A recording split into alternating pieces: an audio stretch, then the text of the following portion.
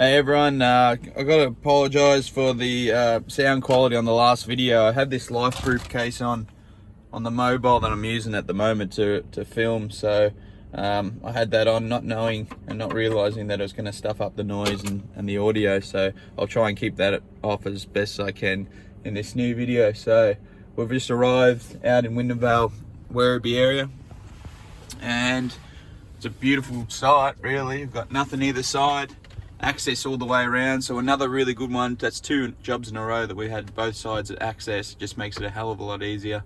Bricks have arrived, sand has not.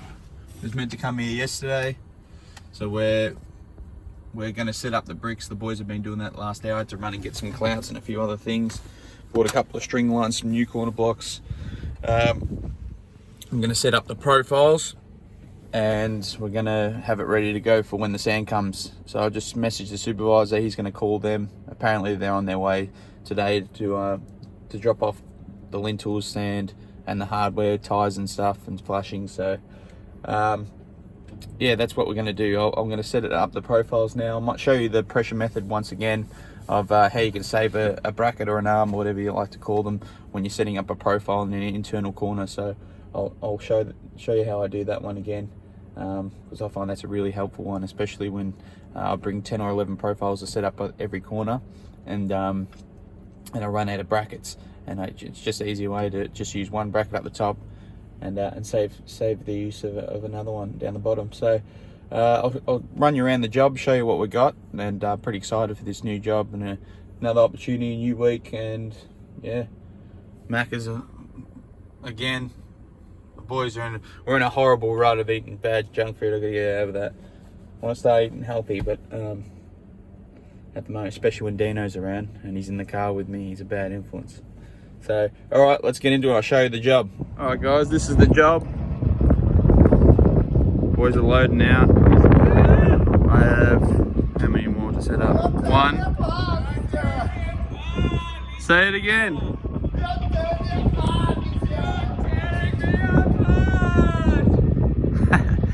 Boys having a bit of fun, bit of banter early.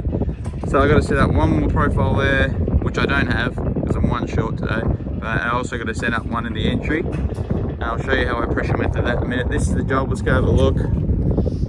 I'm also going to do the same thing as I did last job. Run a string line because we do have an eave, then a fascia. So I'll double check with the string line to make sure I can run this profile to millimeter per to meet up with that flashing there.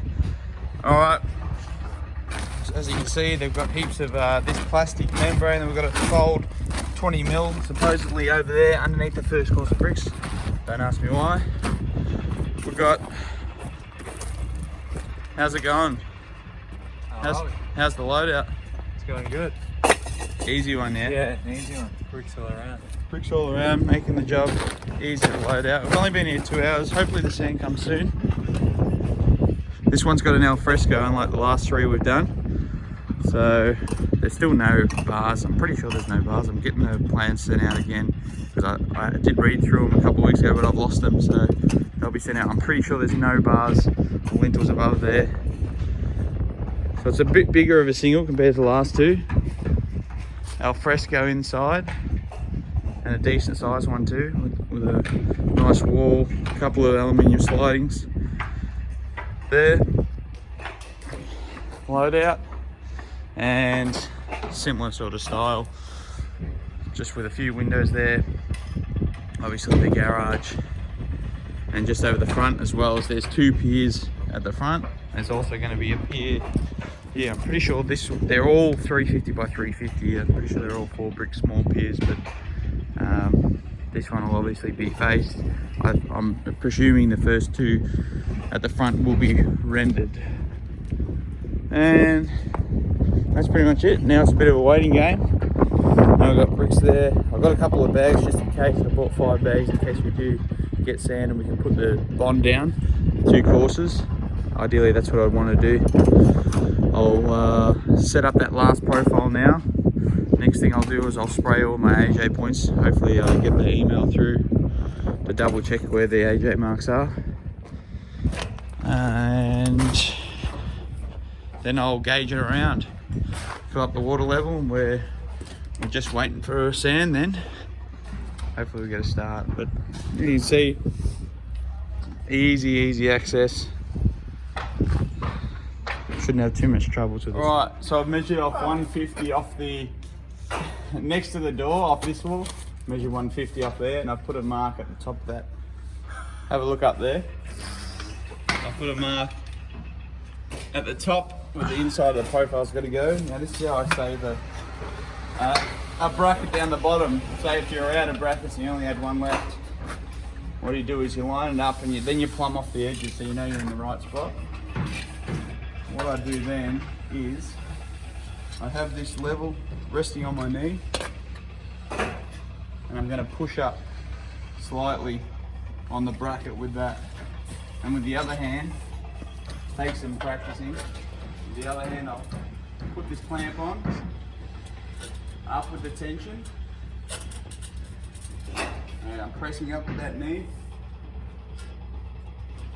And now starting to tighten. Once I let go, you see, you can't move that. So now, double check. Once you have done that, sometimes you just need to kick slightly in to make sure that they're right. Check both edges.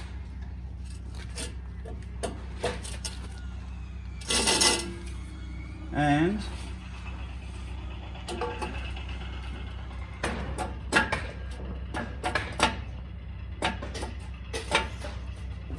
there you have it, and it won't move. Alright, so now we've done that. So I just levelled off this window because I've got a bar over this front. So I've got my datum point there, and we're going to work out what gauge we've got going down the house. So to work out what gauge we're going to use for these bricks, come in, I've laid out 10 bricks back side to side. Now come in close. As you can see, we've got 6, 7, 60.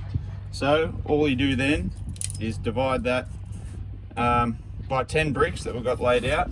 You'll have 76, and add 10mm joint, and we've got 86 gauge. So now we've got that. You can come over to this datum point. So come around this side. See? We've got our 86 gauge that we know we want to work with these bricks. You see the datum point there? I've got that 86 gauge on where that window height is. We're going to make our way down. Do something unique so you know which gauge it is. I've got heaps of gauges on here.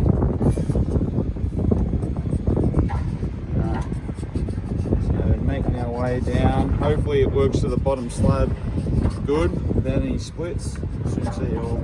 Otherwise we might have to change the gauge. So continuing it down.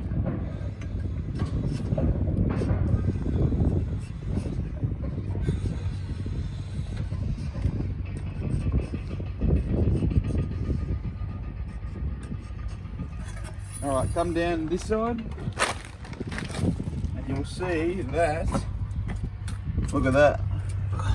So I'm on the 86 gauge there and it works perfect to this slab. So we don't have to change anything. In fact, I might just put a couple, probably a millimetre high. So what I'll do is change it around to an 85 just for the last few courses. And get an extra 10mm out there. So I'll line this up here, mark down,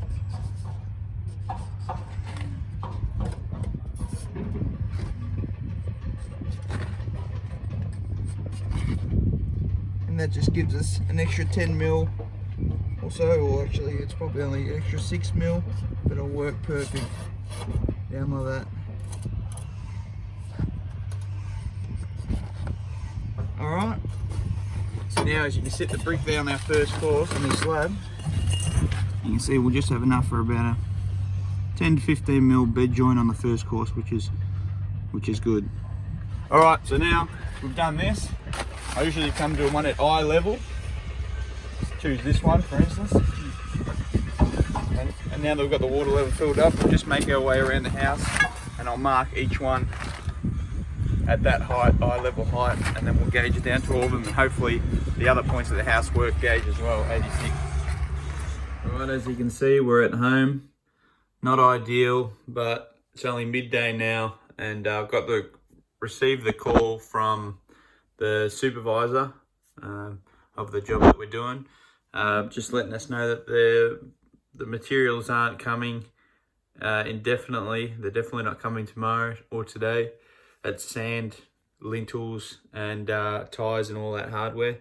There's a few issues with the accounts with their company, and the place that they get all their stuff from has got them on hold. So all their trades are complaining, unable to get any materials to site. So their jobs are on hold, which isn't what you want to hear, especially after you load out and you got everything ready to go set up. So it's a bit of uncertainty at the moment.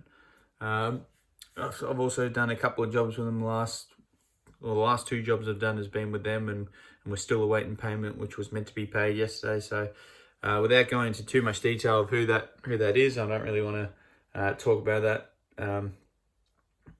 that sort of stuff. So it's just a waiting game as far as the payment's concerned. And with the job, I'm pretty confident that we will get paid within the next week. I have worked with them for a year now, so I know that they are slow with their payments. However, that I haven't done a job for them when they haven't come through with the pay, so I think we'll be all right in that space. But as far as starting this new job, I want to wait until obviously I get the payments from the previous jobs first. So whether that be, we wait around and see if they can get the sand there by the end of the week or next couple of days. Bit frustrating, obviously. We've got workers to pay. We need to get this job started, because we've planned for it in our scheduling. We haven't taken other jobs because of obviously this week's work, and next one's not until probably end of next week. So it's frustrating, but you do have these times where stuff like this happens, and you don't really know what you're going to do as far as work scheduling or how you're going to fill it in. But I think hopefully we can get it resolved by the end of today. I've emailed the office regarding our payments. I'm sure I can find some sand or even order my own sand. I've got plenty of hardware to continue the job. The only thing I would need is to make sure that I get paid from the previous jobs, to know that I'll be right going forward with this company. They've been around a long time, so I've got no doubt that they will come through. It's just a matter of when it will be, and making sure I get the payment before proceeding into the next job, because it'd be silly for me to just keep going and keep working for them without getting the money in the bank for the other ones. As far as their materials goes, we'll see if we can continue the work with the stuff that we have, and get some sand of our own delivered, and maybe just get a reimbursement there. But a bit of uncertainty, guys. It is what it is. We'll try and do what we can, and control what we can. But just wanted to let you know that that's what's going on. So I probably won't be there tomorrow unless something changes and they can get some stuff there, or I get paid and I can sort of get some of my own material. But yeah, it is what it is.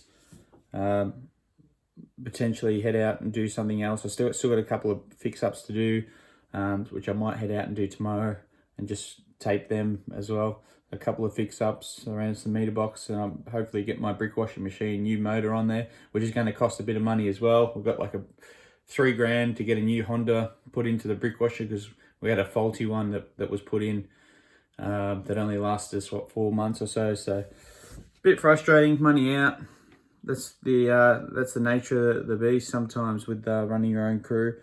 Good months, bad months, good weeks, bad weeks, and you just got to account for everything. But look, I've got no doubt that we'll control what we can, and it'll all work itself out. So a bit of a sit and wait game.